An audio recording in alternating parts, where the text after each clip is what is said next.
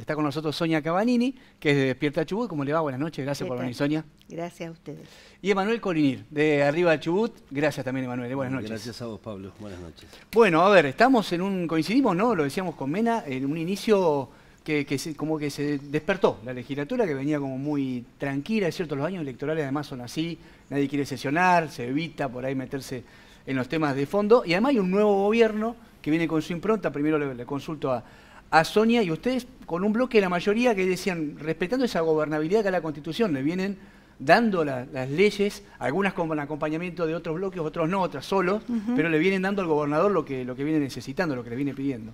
Sí, nosotros en realidad lo que vinimos a cumplir, lo que hemos dicho durante la campaña, ¿no? Si el gobernador fue, digamos, de alguna manera muy drástico en decir de que tenemos que trabajar, que no íbamos a tener vacaciones, por así decirlo, y la realidad es que tampoco se justifica.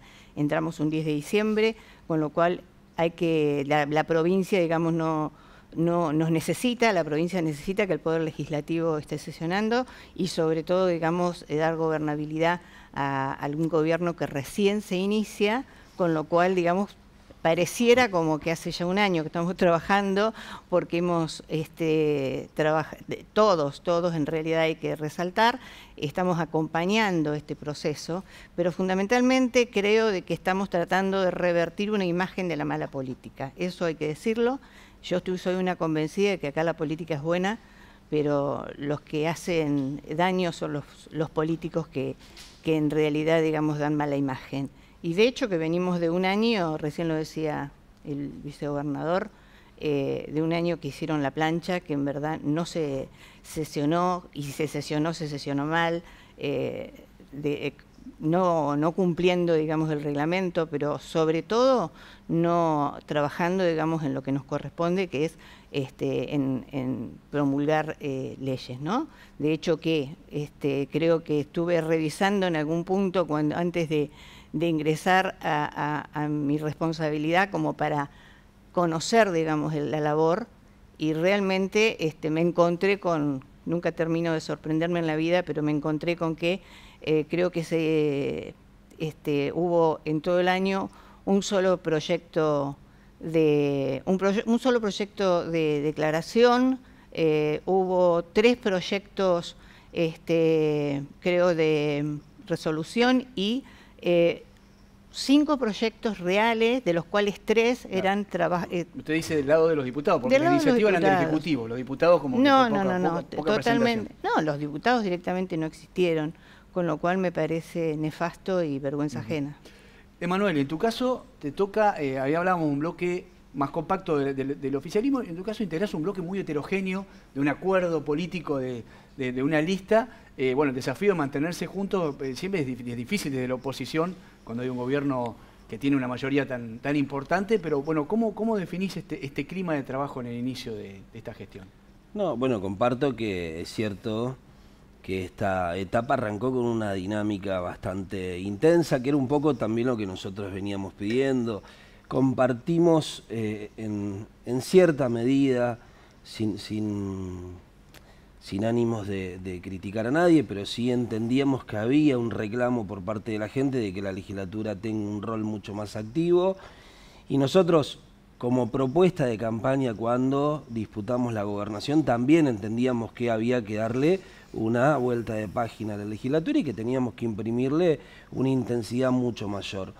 Por suerte es lo que está pasando, lo cierto es que hay colaboración de todos los bloques, el presidente de la Cámara, el vicegobernador, claramente aporta y es uno de los que marca también el ritmo, pero hay buena intención, buen diálogo entre todos los bloques, después podemos discutir más o menos en las comisiones y en el recinto como corresponde, porque es lo que tenemos que hacer, pero a mí esta etapa que empezamos me gusta, yo me siento cómodo con la cantidad de trabajo que vamos teniendo. Podríamos haber tenido inclusive más extraordinarias, porque fue un poco lo que el gobierno provincial, vicegobernador y gobernador dijeron que iba a pasar.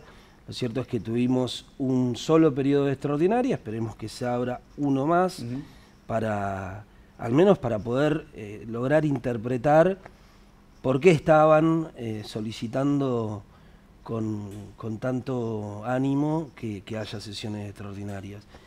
Las discusiones parlamentarias para mí fueron importantes, se han cometido ciertos errores que nosotros le hemos marcado y creo que de hecho hoy la sociedad se lo está reclamando, los trabajadores, sobre todo respecto de las asignaciones familiares, pero también reconozco que hay un ánimo de escuchar, aunque después eso no termine concretándose en la votación. Ellos tienen mayoría y si deciden avanzar, aunque nosotros creamos que están equivocados, lo van a seguir haciendo como ha pasado.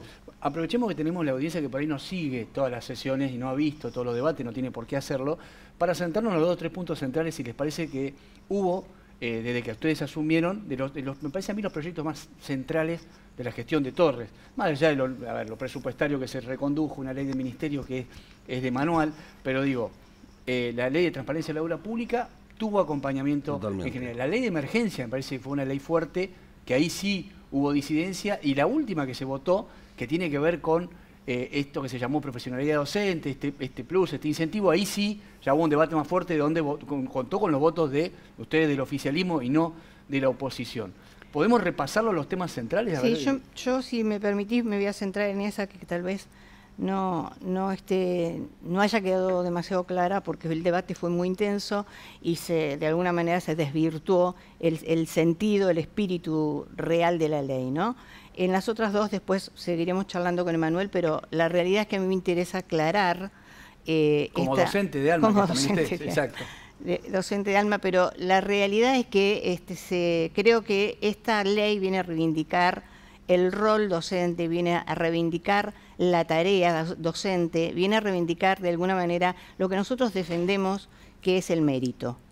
Creemos que permanentemente, digamos, uno se entretiene en la vida pensando en el que no trabaja. Y nosotros acá venimos a decir, no señores, hay gente que trabaja y hay que premiarla. Con lo cual, los docentes, digamos, también necesitan ser reconocidos. ¿A quién no le gusta ser reconocido en la vida? Bueno, esto viene a eso, viene a reivindicarlo, porque al docente sí o sí se le va a dar una tarea que es muy importante y que es de capacitación. De hecho, que el ministro ya lanzó un plan de alfabetización en las escuelas, digamos, de jornada especial, de jornada, ya se inició, digamos, en Atilio Biglione las clases, sí, con lo cual ahí ya... En el interior provincial. Exactamente, ahí ya se anunció, digamos, esta fuerte impronta de capacitación que van a tener los docentes. Un incentivo que se le da al docente que no falta, básicamente. Un incentivo, porque falta poco. Claro, o sea, la licencia se respeta. ¿Está mal confundido con presentismo, Sonia? Está totalmente mal confundido porque esto es un cambio de paradigma. La idea, digamos, en este cambio de paradigma tiene que ver justamente con pensarnos en personas responsables y en personas que tenemos una tarea y que en realidad se nos está reconociendo el esfuerzo. Ese digamos, es el incentivo es interesante, Sonia, ahora también vamos a escucharlo de Manuel, pero digo, escuché 2 tipos de opiniones. Algunos que lo minimizan, dicen no cambia, en el final del recibo no hay gran diferencia, y otros dicen no, guarda, han sacado algunos cálculos y dice depende, con doble cargo, etcétera, te puede dar un número más interesante. Pero empecemos pensando de que el sueldo, el salario de los docentes, digamos, tiene X valor, ¿no es cierto? Sobre eso es un 15%, con lo cual, digamos, el espíritu también de este gobierno es ir incrementando el salario, para eso están las paritarias. El 15 del básico, no del bruto, exactamente, digamos. Exactamente. Con lo cual, pero es acumulativo. Bien. O sea, el 15 es sobre, digamos, lo que se va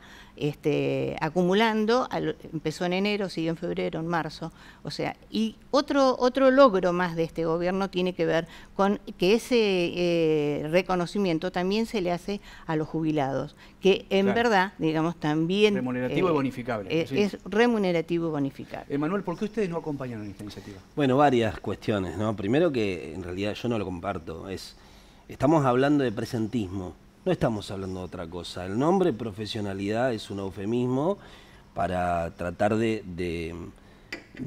para esquivarle al presentismo o al ítem aula, que era en realidad la esencia del proyecto, que es un proyecto que funciona en Mendoza, el ítem aula.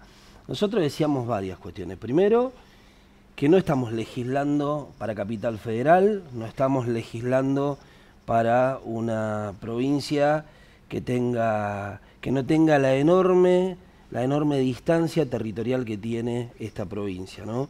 ¿Qué termina pasando? Si hoy un docente de la meseta se enferma y necesita sacar turno en alguna de las grandes ciudades, sí o sí va a requerir de una semana completa. Ese docente que se enfermó va a perder el presentismo, va a perder el incentivo, por razones ajenas, porque en definitiva uno no elige enfermarse. Eso por un lado. Por el otro, el sueldo docente está compuesto por 4 ítems. Sueldo básico, la antigüedad, la zona y los recursos materiales. Esto solamente impacta en el ítem básico, lo que significa que ese 15% termina significando un 6,7%.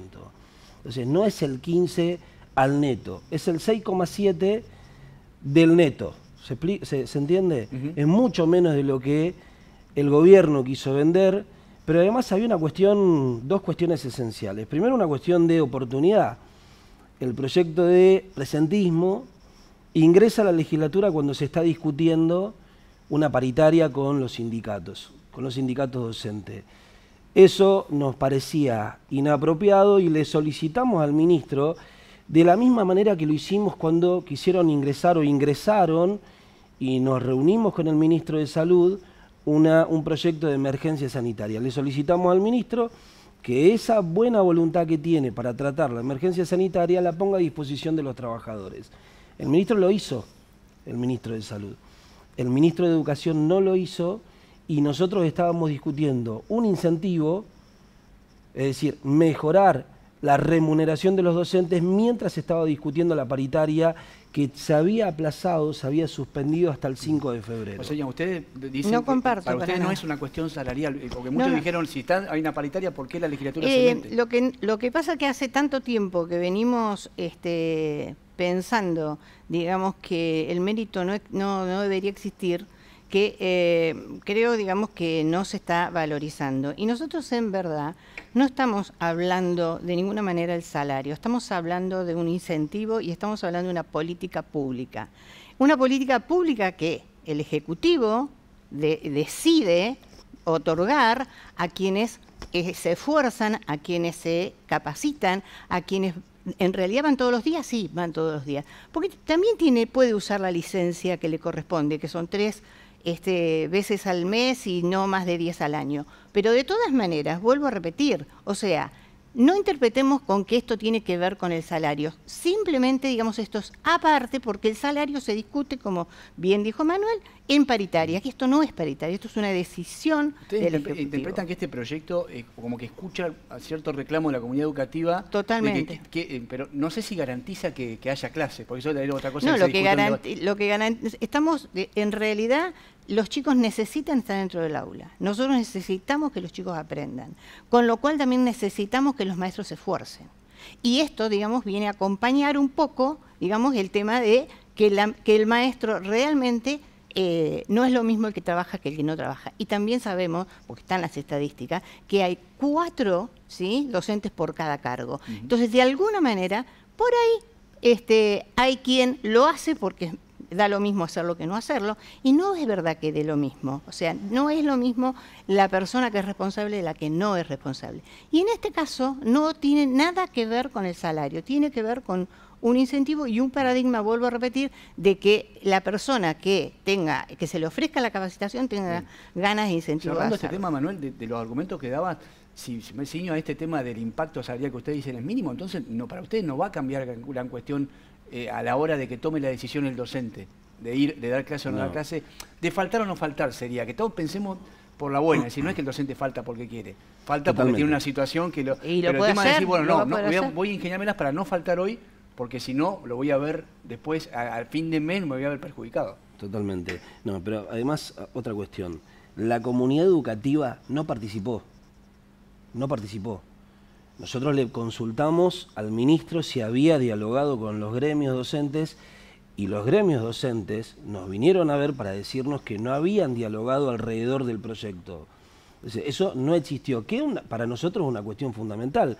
¿Por qué motivo acompañaríamos un proyecto que sí o sí termina tocando el bolsillo del docente si los docentes no se están expresando. ¿Saben qué palabra no escucho yo? Que me parece que está dando vuelta, y no lo digo como algo malo, ¿eh? El tema paro. O sea, me parece que por ahí la ley lo que busca es evitar que haya paro, que capaz que es lo que la comunidad educativa está esperando, basta de paro, es lo que dicen, ¿no? Lo que ustedes plantean parece que, bueno, el paro es un derecho. Nosotros entendíamos que había que hacer algo alrededor de la educación. Nosotros también creemos que sí o sí tiene que haber clase. No a costa de cualquier cosa, y eso va a depender de la muñeca que tenga el gobierno con los sindicatos para evitar la conflictividad. Ahora, ellos, por ejemplo, reconocieron que en el proyecto el artículo 9 estaba mal, porque el artículo 9 le da la discrecionalidad al ministro o al Ejecutivo Provincial para subir el tope cuando lo considere necesario. En el marco de una paritaria, para los que nos dedicamos a esto, entendemos que en el marco de una paritaria puede ser utilizado de manera extorsiva. Entonces se lo planteamos al ministro, el ministro entendió que era cierto.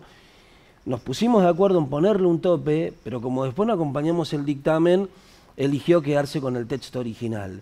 Estas cosas son las que nos terminan pasando que no deberían pasar, porque si creemos en serio que algo está mal, lo cambiamos aún a pesar de que nosotros acompañemos o no el dictamen. No, Emanuel, no dijimos que estaba mal. Lo que se reconoció es tener un margen para negociar y decir, bueno, ustedes consideran que esto es así, podemos ceder, digamos, la voluntad. Ahora, no acompañar implica que ustedes dejan la política libre a que se aplique tal cual, digamos, nosotros creemos que tiene que ser. Y bueno, y es así, o sea, es una política pública. Acá no hay que negociar nada con el gremio. Esto, digamos, hay un gobierno que está elegido por mayoría y que cree conveniente premiar a quien se esfuerza. Esto es nada más ni nada menos que eso, es aplicar un convencimiento que tiene, digamos, una política pública y que se va a efectivizar. Nada más que eso. Se gobierna dialogando con todos los sectores de la sociedad y los gremios forman parte de los sectores de la sociedad. Para eso quiero defender a ningún... Mira, lo que está pasando ahora, asignaciones familiares. Ahí nos metemos en el tema de la emergencia. Para cerrar el tipo de educación, eso tiene que ver con algo que se aprobó la legislatura en la ley de emergencia. La ley de emergencia.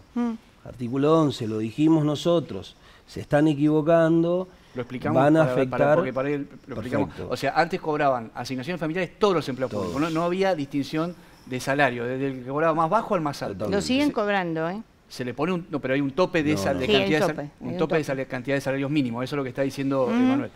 El gobierno, el oficialismo, propone un tope de 5 salarios mínimos vital y móvil.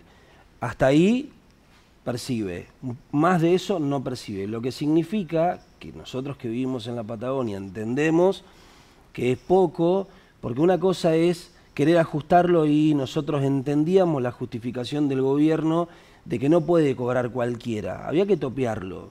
Ahora, de pasar a topearlo, de entender que hay que topearlo, a dejarlo 3 veces inferior al nacional, nos parecía un ajuste. Eso es lisa y llanamente un ajuste. Se lo planteamos al gobierno, lo discutimos en las comisiones, le planteamos al oficialismo, no lo quisieron modificar, era una... De hecho, quiero ponerlo en contexto. Nosotros acompañamos la emergencia porque entendíamos que el gobierno necesitaba el instrumento. En general sí, no en particular, como pasó con la ley ómnibus, si queremos comparar, digamos. Claro, ¿no? En particular entendíamos que eso era un ajuste a los trabajadores que la están pasando mal porque la situación es de estado de crisis. No nos escucharon y hoy tenemos a los gremios solicitando, se revea, y entiendo por lo que han manifestado algunos de los sindicatos, que el gobernador escuchó y que efectivamente va en el corto plazo a modificar el tope. Bien. Entonces no es que no escuchamos. El gobernador escuchó, lo terminaste de decir, con lo cual se está revisando y a corto plazo se va digamos, a modificar. Eso está... ¿Qué anticipo nos está haciendo? Sí, esto para el empleado público que está mirando ya es un anticipo importante como Él lo dijo y es real. El gobernador escuchó, se está revisando y se va a modificar. No puedo decir cómo, porque no me corresponde. Está el texto final, pero... No me corresponde, pero se va a modificar, se está revisando. Pero además, eso digamos que es tal vez un error que hay que reconocer y que hay que modificar, porque uno cuando se equivoca lo reconoce. En este caso, digamos, también hay que tener en cuenta que cuando se hizo en diciembre, y un contexto totalmente distinto a febrero, donde realmente, digamos, la vorágine y la incertidumbre del dinero, digamos, también tiene que ver con todo esto. Pero, digamos, eso es por un lado. Por otro, lo de la ley de emergencia, digamos, lo positivo que tiene, que tampoco, digamos, se ha hablado al respecto, tiene que ver con un artículo donde se declara la esencialidad de los comedores. Entonces, lo hablamos con punto acá en el programa, sí. Eso sí es importante destacar, porque en verdad se está garantizando que los niños, digamos, sí o sí tengan un plato de comida. Esas escuelas tienen que abrir. Las escuelas que tienen comedor no pueden no abrir. No pueden, no, exactamente. Es obligación del personal de la escuela abrir la escuela, más allá de que si puede haber una medida de fuerza o... Tal cual. Bien.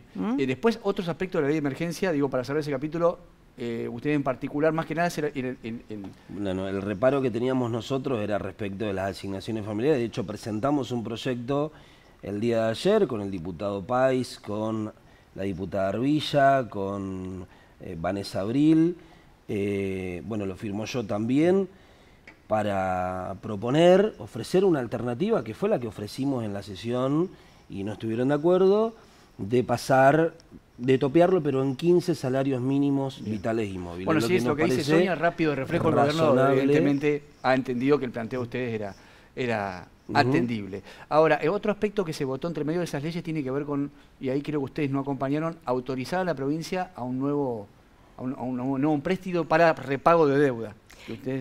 Ustedes sí lo votaron y creo que la propuesta de usted era renegociar la que está. Tal cual. Lo que pasa es que tenemos que hacer historia todo esto, ¿no? Y la realidad es que el repago de deuda tiene que ver justamente con la herencia y todos los vencimientos que tienen que ver y la bomba financiera que hemos heredado y que, bueno, que está en todos los medios, todos los vencimientos que por suerte, digamos, están pudiendo cumplir en tiempo y forma.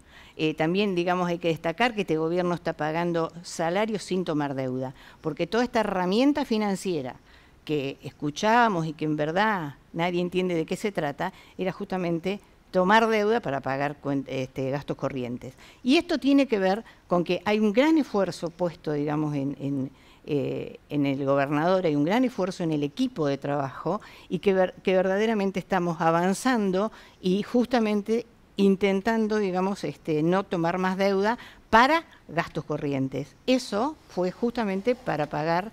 ¿Quedó claro en la ley que es para obra pública y qué obras en todo caso son las prioridades? ¿Esa fue alguna discusión? Eso todavía... No quedó claro. No quedó claro el argumento central por el cual había que habilitar a la toma de hasta 200 millones de dólares. No quedó claro cuál es el ratio de endeudamiento que tiene la provincia. No quedó claro cuál iba a ser el porcentaje que se iba a destinar a obra pública y a repago de deuda. No quedó claro cuánto iba a ingresar en la provincia a partir de la devaluación nacional respecto de las regalías y tampoco quedó claro cuánto iba a impactar esa devaluación nacional respecto de... O sea, a ustedes les faltó información, a la oposición. A nosotros nos faltó información, que es algo básico, esencial, nos faltó a nosotros, pero le faltó al oficialismo también. Ellos, lógicamente, son gobierno y toman la decisión de acompañar. Nosotros no somos gobierno y no tenemos por qué confiar ciegamente en un gobierno que claramente nuestra posición es la de control republicano, como la de cualquier oposición. Ahora, nadie puede decir, nadie, ni siquiera Sonia, que no hemos tenido buena voluntad.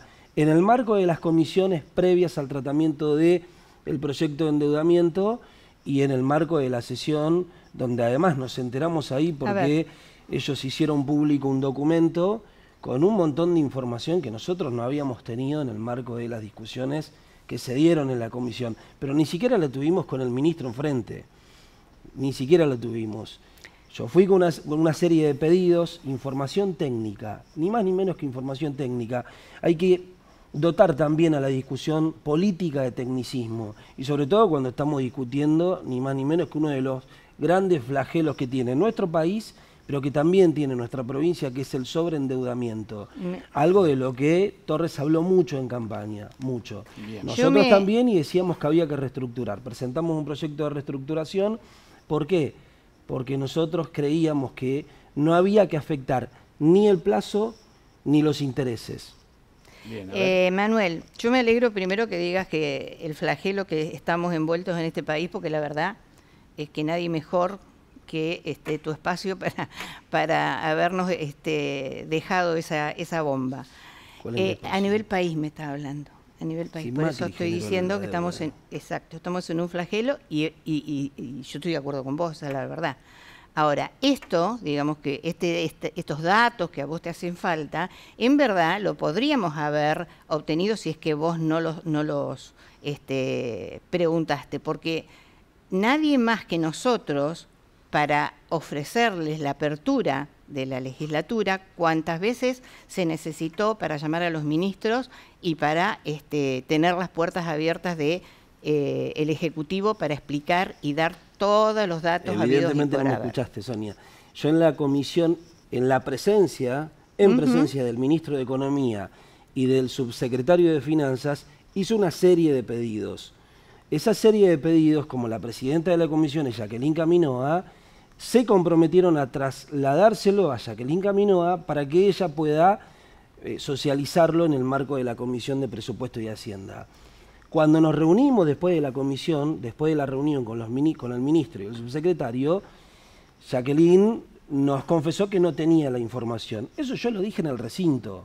No es que estoy pidiendo ahora información que en su momento no pedí, porque nosotros teníamos intenciones de aportar, inclusive hasta te diría de acompañar si servía a la provincia. Bueno, nunca pudieron explicarnos si efectivamente servía. De hecho, nosotros éramos muy conscientes de que la devaluación iba a generar enormes ingresos, y esto que destaca Sonia, de que el gobierno está pagando salarios sin instrumento financiero, bueno, tiene un nombre y un apellido. Sí, sí, Javier todo Milei /devaluación. No, yo el nombre y apellido te diría que lo tiene Ercioni /Luque. Es decir, a ver, estamos hablando de la provincia, no nos hagamos los distraídos. Estoy hablando de la devaluación, ¿eh? Sí, vos estás hablando de la devaluación y yo estoy hablando de la deuda. Nosotros estábamos hablando de deuda, estamos hablando, o sea, la deuda que tiene la provincia no es de Milei, empecemos por ahí. Entonces... No me sigue. Sí, te sigo, Emanuel, te sigo. Estamos hablando, yo estoy hablando de la deuda Yo estoy hablando de lo que ingresa a la provincia en concepto de regalías. Perfecto. Eso le está permitiendo al gobierno poder pagar los salarios sin instrumento financiero. ¿Qué es lo que está reclamando este gobierno? Está reclamando Torres cuando se presenta delante de Milei, porque lo que hace bien Milei lo vamos a acompañar. Lo que no hace bien Milei, obviamente que no. Es injusto que digas que yo participé del gobierno de Arcioni. Bueno, es un espacio de ustedes, vos estás en un bloque, ese bloque, digamos, es mixto, digamos, quien responde a quien responda. A mí en eso Sonia, no nos vamos a poner a discutir acá. Sonia, es lo mismo que yo te diga que vos sos la responsable de los 45.000 millones de dólares que pidió Mauricio Macri. Ustedes formaron parte de un espacio, Manuel, que no interesa en este momento, en verdad, pero háganse cargo de que estuvieron 20 años en el gobierno. ¿De qué estamos hablando? Estas son las cosas que pasan también en la legislatura. Nosotros podemos poner toda la mejor voluntad posible, pero siempre, generalmente, por parte de ella, no por parte de todos, porque la verdad que hay diputados y diputadas del oficialismo que entienden que hay que dar vuelta a la página. Nosotros también, yo no me voy a hacer cargo de un gobierno del que no participé de ninguna manera. Un buen clima de diálogo en general, además allá del debate, y este tipo de discusión, que es la que se suele dar en hora de preferencia, es al que la gente que mira al otro lado no le interesa. Porque empiezan a repartirse culpa. En realidad la gente le quiere solucionar los problemas, los votó para que lleguen a la legislatura y le saquen las leyes que necesitan. La gente quiere que el gobierno gobierna y resuelva de una vez por todas los problemas, que los diputados del oficialismo acompañen y que le reduzcan los márgenes de error y que nosotros ejerzamos un control republicano.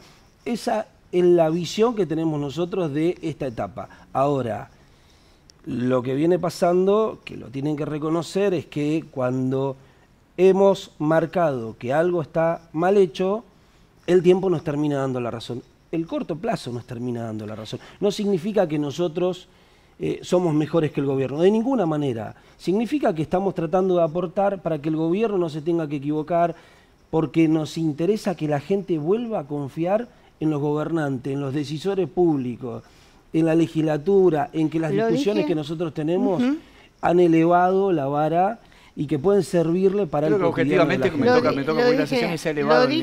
Lo dije al inicio, creo que vinimos para dar vuelta a la página, pero tampoco para hacernos los distraídos. Porque en verdad, digamos, si hay errores hay que reconocerlos, pero tampoco, digamos, pensar de que, digamos, acá no hay quienes dejaron lo que nosotros encontramos y estamos tratando de revertir. Por eso necesitamos la colaboración de todos. Y como vos dijiste, si no fuéramos abiertos, si no supiéramos escuchar, y levantaríamos las manos, presentaríamos los proyectos y no tendríamos en cuenta y no estaríamos ejerciendo la democracia. Creo que nosotros les hemos demostrado, y la idea es esa, ¿no somos iguales? No. ¿Pensamos distintos? Sí, pero nos une algo que es la tarea, nos une algo que en definitiva es el ciudadano y mejorarle la vida. Con lo cual me parece que en eso estamos de acuerdo. No hay otra intención acá más que entender de que tenemos que trabajar sin tanta culpa, es verdad, sin tanta culpa, es verdad, pero sí reconociendo los errores, empezando por decir, bueno, esto que heredamos vino de 20 años de malos gobiernos. Nosotros acá vamos a tratar pidiendo de alguna manera que todos nos comprometamos a mejorarlo. Pero bueno, tampoco creemos que tenemos la vara mágica. Hay que esforzarse. Podemos cerrar el bloque con, saliéndome de tema, una pregunta para Emanuel que no tiene nada que ver con la legislatura. Emanuel, porque ahí te preguntaba Mena, y con esto vamos cerrando, pero tiene que ver con la vida interna del peronismo, del justicialismo, que se debe dar también un debate, que tiene que ver si se vota ahora, si se prorrogan mandatos, con qué carta orgánica. Bueno, pero el peronismo tiene que redefinir su perfil, porque sí, es el partido de la oposición. Sé que se están dando reuniones y discusiones. En el radicalismo Mena me lo negó. No sé si le creo del todo. Pero en el peronismo nadie me lo puede negar porque me consta que existen las charlas, las reuniones. Se está barajando a ver para dónde van a dar las cartas. Quiero tu mirada. Se habla de la generación sub-40, de la renovación total, de los pibes que vienen para cambiar la cara del peronismo. Otros siguen mirando hacia Comodoro y una figura como la de Otar Mayarasvili. Está el que lo propone a Luque. No sé si minoritario o mayoritario, pero hay algún sector. Quiero escucharte para dónde tiene que ir el peronismo. No, mira, a mí me parece que si hay algo que no tenemos que asumir son posiciones absolutas. Ni la generación sub-40 va a resolver todo, ni sin la generación sub-40. Me parece que es un momento, producto de los resultados electorales nacional, provincial y local, que amerita que todos seamos un poco más generosos y que entendamos que, mira, hay una falsa discusión que se propone, que es si el PJ va a ser más dialoguista con el gobierno provincial o menos dialoguista con el gobierno. Bueno, tampoco es la discusión que tenemos que ofrecer, porque el PJ tiene que sostener su identidad. Si el justicialismo debería ser una discusión del PJ cómo vuelve al poder, básicamente, es decir, cómo retoma el poder en la provincia, más allá de... Yo tengo una posición al respecto, que es sosteniendo nuestra identidad. Si nosotros nos hacemos cargo de cuáles son las principales banderas del justicialismo y renovamos algunas caras, que no significa que tengamos que echar a nadie, pero sí está claro que hay que renovar y hay que darle una dinámica distinta al partido, de muchísima más actividad, y yo entiendo que hay compañeros, referentes, dirigentes que tienen que formar parte del proceso.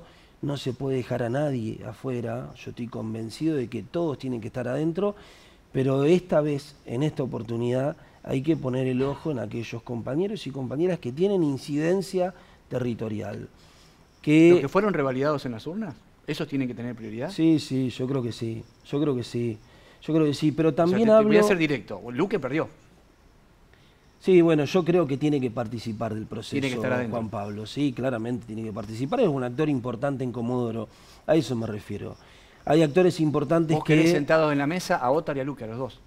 Sí, sí, totalmente. Yo quiero a todos sentados en la mesa discutiendo la identidad del justicialismo y dejando de discutir si nosotros tenemos que ser más o menos dialoguistas, porque el resultado es que en política no se hace política sin diálogo, primero, y segundo, que nosotros podemos tener cierta coincidencia con alguna medida del gobierno, pero eso no necesariamente significa que vamos a hacer lo mismo. No nos podemos ni camuflar ni desfigurar. El justicialismo es un partido que tiene que sostenerse con las banderas hacer históricas. Oposición a nivel nacional y provincial, en los dos ámbitos. Eso no se daba hace mucho, digo. El desafío es gigante. Ahora también tenemos que convocar a aquellos compañeros y compañeras que tienen incidencia en determinados barrios y tienen que estar presentes porque son muchas veces los que le terminan diciendo a una dirigencia que en algunas oportunidades, no en todas, se encumbra o se entretiene en responsabilidades institucionales, que es lógico y es natural, pero necesitamos tener también la temperatura de lo que está pasando en la calle. Cortita, o sea, fuiste el más votado de los justicialistas de Trelew, en la discusión de Trelew. ¿Querés estar sentado en la mesa como consejero? ¿Crees que te ganaste ese derecho? No, yo quiero estar sentado, yo quiero formar parte del proceso. Después, en qué lugar, para mí es indistinto, me toca ser legislador, entonces creo que la muestra de generosidad la tengo que dar yo, quiero que estén todos, no le voy a quitar el lugar a nadie, no voy a entrar en disputas y en discusiones que no se corresponden con el tiempo que estamos viviendo. Crisis, mucho malestar por parte de la gente, mucha angustia en la calle y cientos o miles de nuestros vecinos que no llegan a fin de mes. Gracias a los dos, me gustó mucho la charla porque los vi discutir bien, que creo que la idea que la gente vea que en la legislatura puede haber un nivel de debate interesante, ¿eh? Así que gracias Sonia por haberte sumado.